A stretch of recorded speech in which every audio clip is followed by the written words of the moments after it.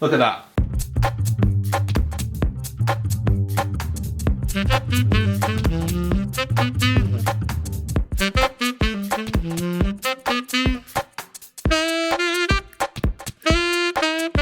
Hi, welcome to today's vlog. I hope you enjoyed yesterday's vlog when I was talking about deploying the blues scale. Two things I really want to highlight from the gig. Number one, this was amazing. I know when I did the review back in this vlog, I said I don't think I could ever see myself using it on a gig. A few of you commented on some other players who do use it on gigs, and I tell you what, this was brilliant. On an acoustic gig, because one of the hardest things you do when you're a sax player, you can't always hear yourself back. If you're playing with a big PA, you've got foldback, or although I hate using in-ear monitors on sax, you get some feedback. I was really struggling to hear. I stuck this on and it made such a difference. The biggest thing being, I felt last night my sound was better than it's been in a long time, if ever maybe. Because what I didn't do on a gig, I didn't overblow. Quite often when you've got a drummer behind you and the bass, it's a big room or people are talking, it's quite tempting to overplay, to play quite loud. And that kind of screws up your articulation, screws up kind of the subtleties in the tone.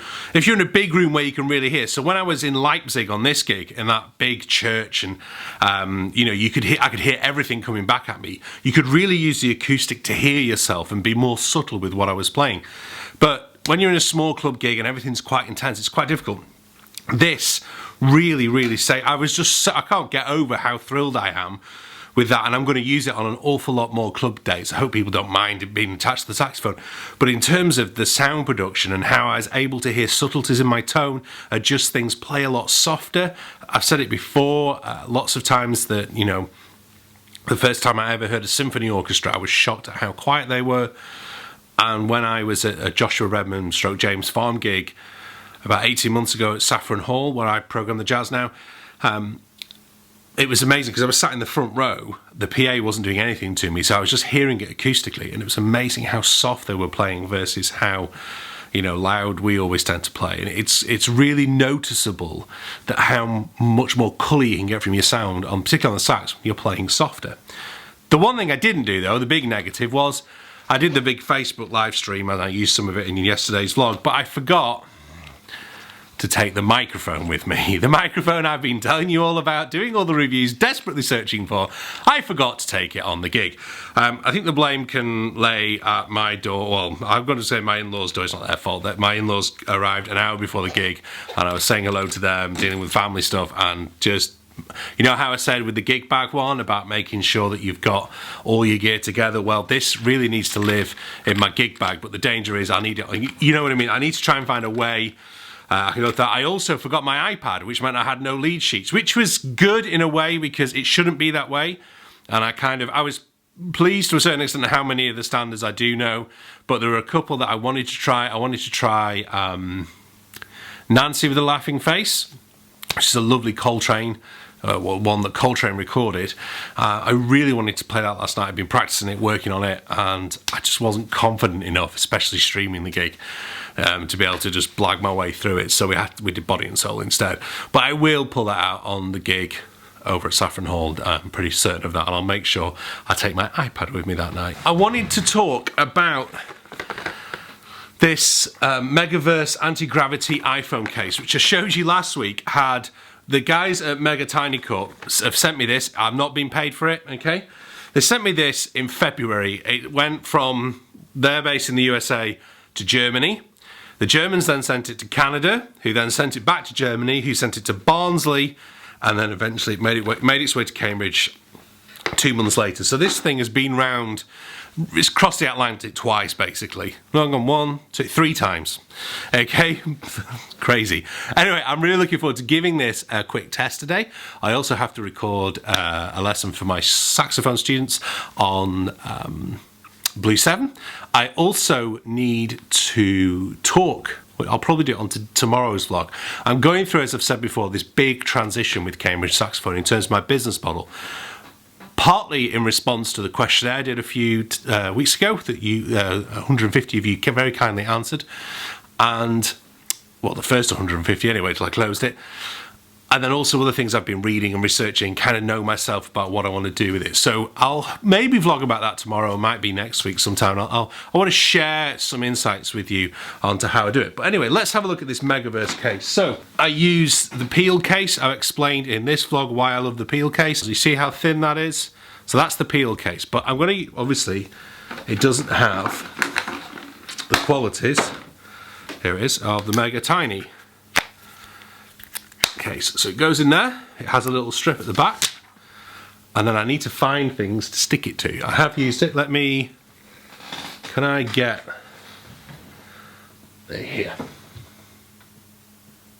Look at that. I mean, I'm still holding it because I'm not holding it, you know what I mean?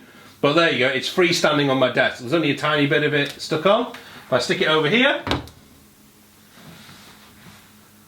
can you see that? It is anti-gravity. So let's try it in a few more. Oops. It's good. I don't necessarily trust myself sometimes to get it totally right, to leave it somewhere crazy with a £1,000 iPhone, but it's holding so far as I pushed it on. So first place, I am resting my iPhone 7 with the anti-gravity case is on top of my iMac, while I edit a video for Cambridge Saxophone. I'm going to go to more exciting places in a moment.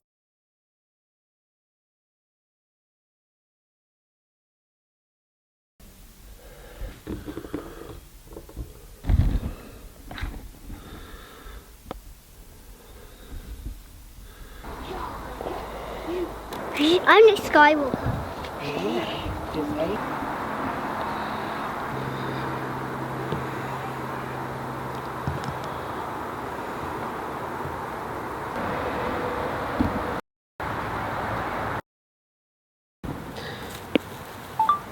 So provided it stays on this time, the rule tends to be as long as it's a flat surface and you give it a good push on, it will tend to stay on. It will not work.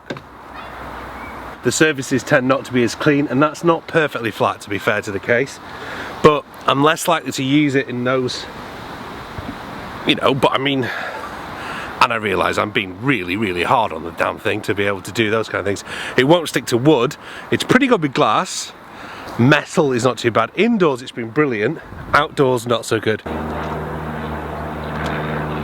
For most people you're not going to be shooting time lapses, so you probably don't need this as long. For kind of situating it for a picture, it's probably a really good case. Let's have a look.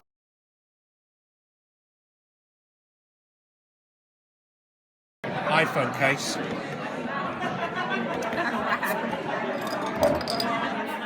So that concludes my review of the Mega Tiny Corp anti-gravity iPhone case. One last one, you get a little mirror attachment as well. It's a really innovative idea. I'm really thrilled, and I think it's a great way to think about remodeling cases.